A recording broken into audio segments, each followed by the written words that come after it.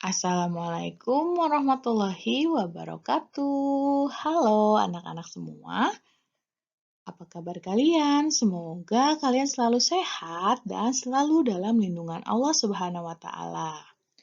Di video pembelajaran kali ini, kita akan belajar tentang tema 1, subtema 2, pembelajaran ketiga. Di tujuan pembelajaran kita hari ini adalah yang pertama, menjelaskan tentang indera pendengaran manusia. Kemudian kita akan menjelaskan gagasan pokok dan gagasan pendukung dalam bentuk tabel. Nah, kita masuk ke materi yang pertama, yaitu pendengaran manusia.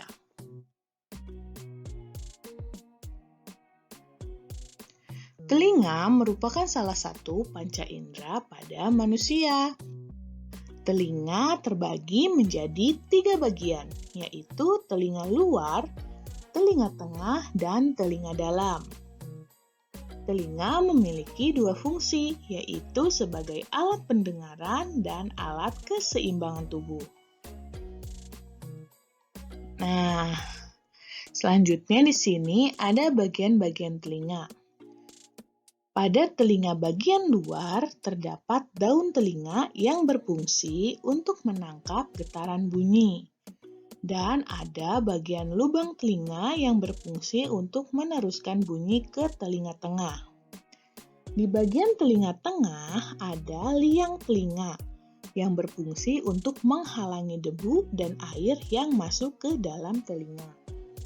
Kemudian di telinga tengah juga ada bagian gendang telinga. Fungsinya untuk menerima getaran bunyi dan meneruskan ke tulang-tulang pendengaran. Selanjutnya di telinga bagian tengah ada bagian tulang-tulang pendengaran yang berfungsi untuk meneruskan getaran bunyi ke koklea. Terakhir, telinga bagian dalam itu terdiri dari saluran setengah lingkaran yang berfungsi membantu dalam mempertahankan keseimbangan tubuh. Kemudian ada bagian koklea yang berfungsi untuk menerima dan meneruskan getaran bunyi ke saraf pendengaran. Terakhir, di telinga bagian dalam ada saluran eustachio yang berfungsi untuk menghubungkan ruang telinga tengah dengan faring. Nah, di sini ada proses mendengar bunyi. Pertama, getaran dari bunyi, kemudian gelombang bunyi ditangkap oleh daun telinga. Selanjutnya, gelombang bunyi merambat di liang telinga, lalu bunyi menggetarkan gendang telinga.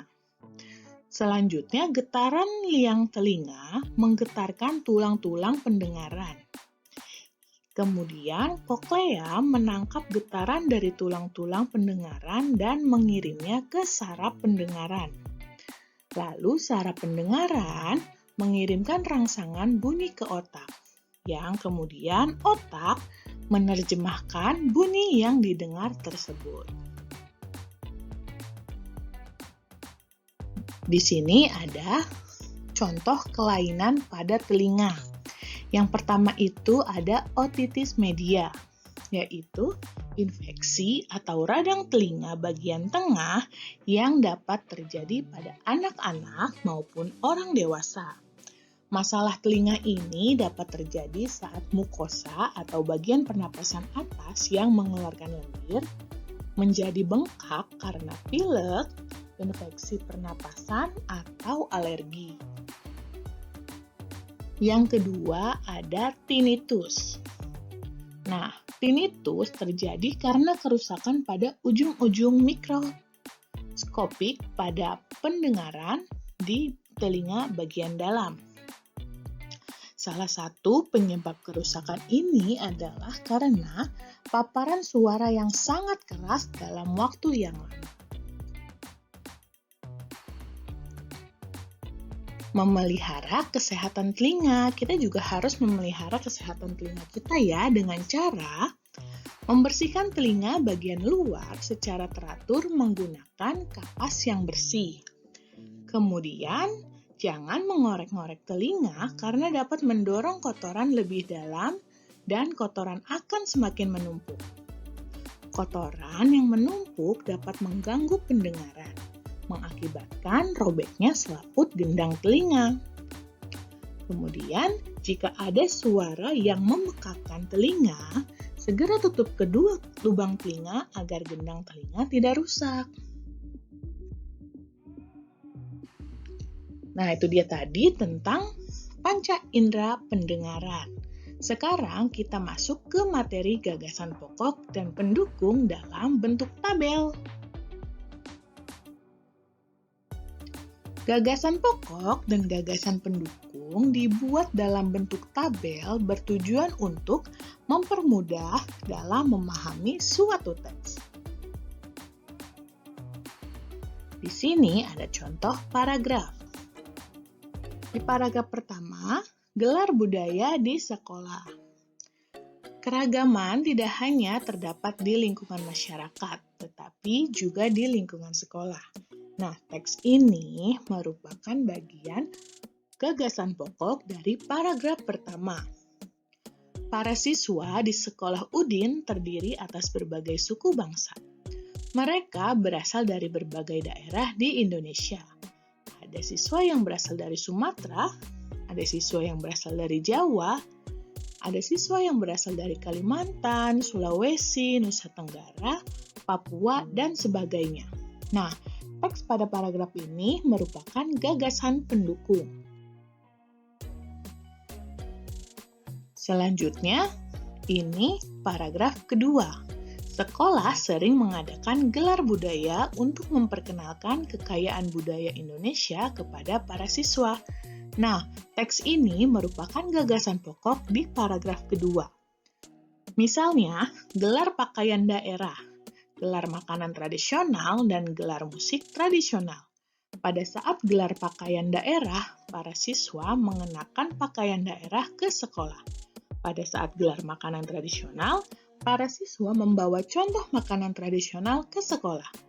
Pada saat gelar musik tradisional, para siswa mengadakan pertunjukan musik daerah. Nah, teks ini merupakan gagasan pendukung di paragraf kedua. Sekarang kita sajikan kedua paragraf ini dalam bentuk tabel. Nah, ini contoh gagasan pokok dan gagasan pendukung dari dua paragraf tadi yang kita buat dalam bentuk tabel. Seperti ini ya. Nah, itu dia pembahasan kita tentang gagasan pokok dan pendukung dalam bentuk tabel yang ada di tema 1, subtema 2, pembelajaran ketiga. Tugas kalian untuk hari ini adalah mengerjakan soal-soal yang ada di layar ini. Yang pertama, kalian tuliskan bagian-bagian telinga beserta fungsinya. Yang kedua, bagaimana cara telinga mendengar bunyi? Yang ketiga, tuliskan dua kelainan pada telinga. Yang keempat, bagaimana cara menjaga kesehatan telinga?